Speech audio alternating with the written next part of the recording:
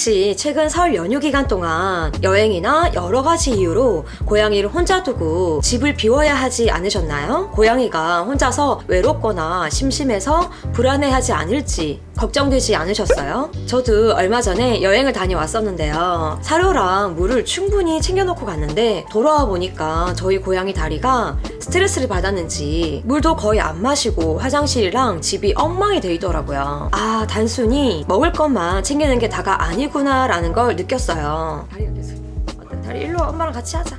고양이를 혼자 두면 생길 수 있는 문제들이 생각보다 심각할 수 있는데요. 그치만 제대로 준비만 잘 해두시면 걱정을 확 줄일 수 있어요.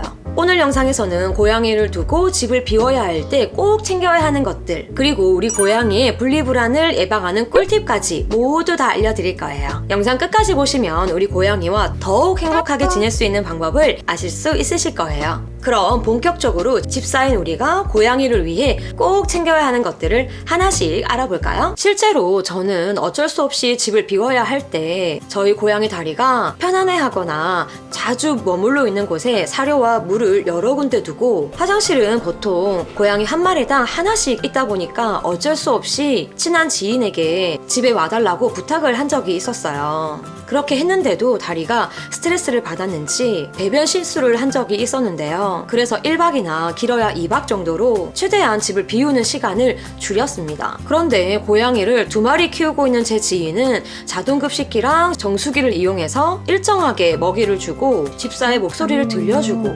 평소 사용하던 담요와 장난감, 그리고 보호자의 냄새가 묻어있는 옷을 그대로 두는 것만으로도 고양이에게 안정감을 줄 수 있었어요. 덕분에 고양이는 크게 스트레스 받지 않고 잘 지내더라고요. 고양이는 원래 혼자 있는 걸 좋아하는 동물이라서 괜찮지 않나요? 라고 생각할 수도 있는데요. 맞습니다. 강아지보다는 독립적이지만 집고양이는 야생과는 다릅니다. 우리 집사가 고양이 생활 패턴의 일부이기 때문에 갑자기 사라지면 불안해할 수도 있어요. 특히 평소에 집사와 교감이 많은 고양이일수록 더욱 그럴 수 있어요. 보호자를 찾고 우울해하는 고양이들도 있거든요. 집사가 아무리 준비를 잘 해줘도 고양이 혼자 있는 시간이 길어지면 스트레스를 받을 수 있습니다. 모든 고양이가 같은 건 아니기 때문에 개별적인 성향을 고려해 봐야 해요.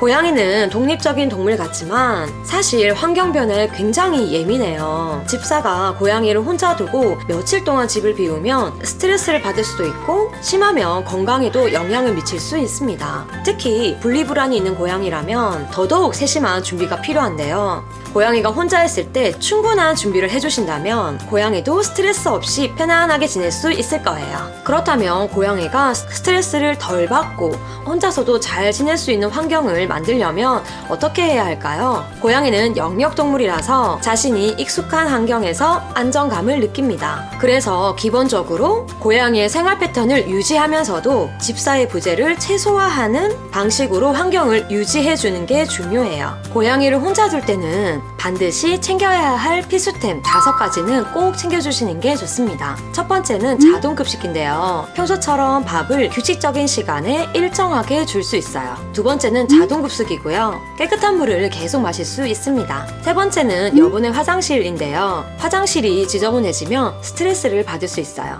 네 번째는 CCTV나 팩캠인데요. 집사의 목소리를 들을 수 있으면 고양이도 조금 더 안심할 수 있고, 우리 집사들도 실시간으로 고양이 상태를 확인할 수 있어요. 다섯 번째는 장난감이나 캣타워입니다. 고양이가 혼자 있어도 심심하지 않도록 준비해주세요. 그런데 이 준비가 왜 필요할까요? 그냥 사료랑 물을 넉넉하게 주고 가면 안 될까라고 생각하시는 분들도 있으실 텐데요. 집사가 집에 없을 때 식사 패턴이 달라지거나 스트레스로 인해서 밥을 안 먹거나 과도한 그루밍, 심한 경우는 배변 실수까지 하기도 하는데요. 그리고 화장실이 깨끗하지 않으면 고양이는 참아버릴 수도 있어요. 이게 장기적으로 이어지면 방감염 같은 문제로 발전할 수 있습니다. 그래도 만약 3, 4일 이상 집을 오래 비워야 한다면 준비만으로는 한계가 있는데요. 이럴 때는 믿을 수 있는 가족, 친구, 지인에게 부탁하거나 방문 펫 서비스를 이용하는 것도 방법입니다. 하루에 한 번이라도 사람이 방문해서 사료와 화장실 상태를 체크해주는 게 가장 좋아요. 저도 사실 고양이가 혼자서도 잘 있는다고 해서 입양을 했었는데요. 저희 고양이 다리는 아니더라고요. 집사인 저랑 대화도 많이 하고 말도 많이 하는 개냥이에 속하는데요. 예전에는 출근할 때마다 현관문을 닫고 나오면 다리가 문 앞에서 막 우는 소리가 들리더라고요. 이런 모습이 아주 가벼운 분리불안의 모습이었는데요. 다행히도 집에 돌아오면 양이가 외롭거나 심심하지 않게 자주 놀아주고 빗질해주며 교감을 많이 했어요.